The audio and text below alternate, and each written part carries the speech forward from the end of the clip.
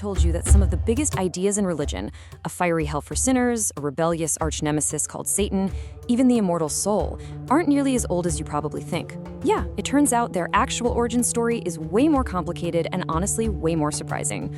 So in this explainer, we're going to pull back the curtain and see where it all really began. So if these concepts weren't there from the very beginning, then where in the world did they come from? To get to the bottom of that, we have to go on this incredible journey through ancient empires, witness a massive collision of cultures, and track a total transformation of belief that unfolded over hundreds and hundreds of years. Let's just start with the mystery itself. The original idea of an afterlife in the Hebrew Bible was this place called Sheol. And it was a neutral, shadowy realm for everybody. Good people, bad people, didn't matter. That is a world away from the concept of hell as this fiery place of torment reserved only for sinners. So the big question is, how did we get from there to here? All right, let's get into it. To really understand the change, we've got to first set the stage. What were the original beliefs about evil and the afterlife before all these other cultures started to influence things? First up, let's talk about the figure we now just call Satan. Originally, Satan wasn't a name at all. The Hebrew term Hasatan literally just means the adversary or the accuser.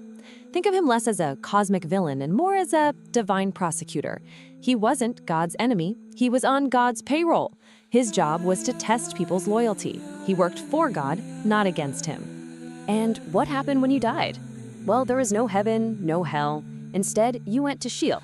Just try to picture a quiet, dark place, kind of like a collective grave, where everyone, good or bad, just stopped existing in any real sense. No judgment, no rewards, and definitely no punishment. And here's the absolute key to understanding this. The early Hebrews didn't believe in a separate immortal soul. A person, or nephesh, was a complete package, body and breath all in one. When you died, the whole package was gone. So, without an immortal soul that could live on, the very idea of an individual, eternal afterlife just wasn't really on the table. So, what was the game changer?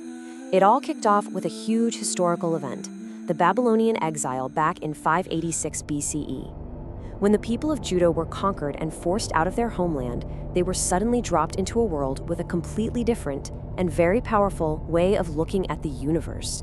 While in the Persian Empire, they came face to face with Zoroastrianism, and this religion was built on a totally different foundation. It was dualistic.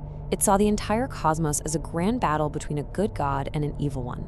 It also had these concepts of a final judgment, of bodily resurrection, and, you guessed it, a blissful heaven for the good and a fiery hell for the wicked. For the exiles, these ideas were absolutely revolutionary. And this exposure to cosmic dualism completely reshaped the adversary. The Zoroastrian idea of Angra Mainyu, this powerful evil being fighting the good god, offered a brand new blueprint. So God's loyal prosecutor, Hasatan, slowly started to morph into Satan, a named cosmic rebel, a true enemy of God. And here's a really cool little detail.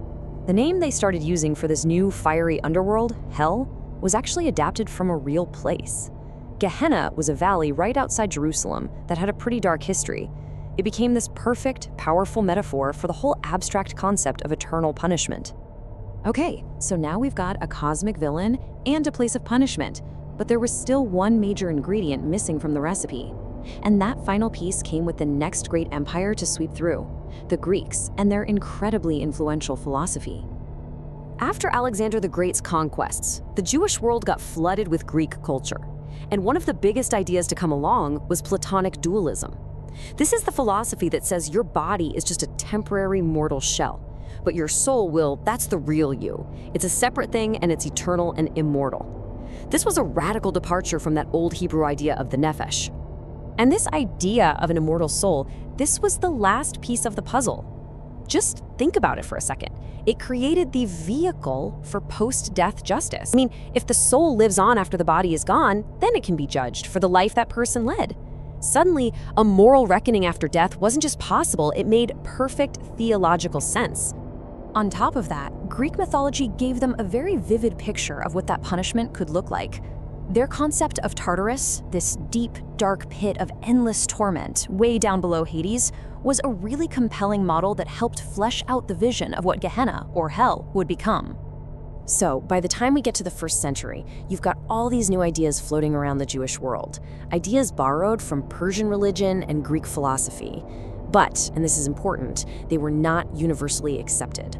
Not even close. In fact, they sparked some pretty major arguments. It basically created this big split. On one side, you had the Sadducees. They were the traditionalists, the old guard. They stuck to the original beliefs and rejected all this newfangled talk of resurrection, angels, demons, and an afterlife with rewards and punishments. But on the other side, you had the Pharisees, the innovators. They totally embraced these new concepts, arguing for a final judgment and a much more complex spiritual reality. And this is where it all finally clicks into place. Early Christianity grew mostly out of that Pharisaic tradition. So it took these evolved ideas, the personified, rebellious Satan, the final judgment, the separate realms of heaven and hell, and it fully adopted them, solidified them, and then, well, spread them across the entire Roman Empire and eventually the world. Wow. So, after this incredible journey, from a shadowy Sheol to a fiery hell, from a divine prosecutor to the devil, what's the big takeaway? Why does any of this history matter to us today? Well, for one, it shows us that even the most core beliefs aren't set in stone. They grow and adapt in response to history and culture. You can see this clear pattern of what you could call theological borrowing, where ideas get absorbed and remixed. It also reminds us that big new ideas almost never get accepted overnight. They're argued about, sometimes for centuries. And finally, it proves that ideas literally have a geography. Their evolution is tied directly to the movement of people, to exile and conquest.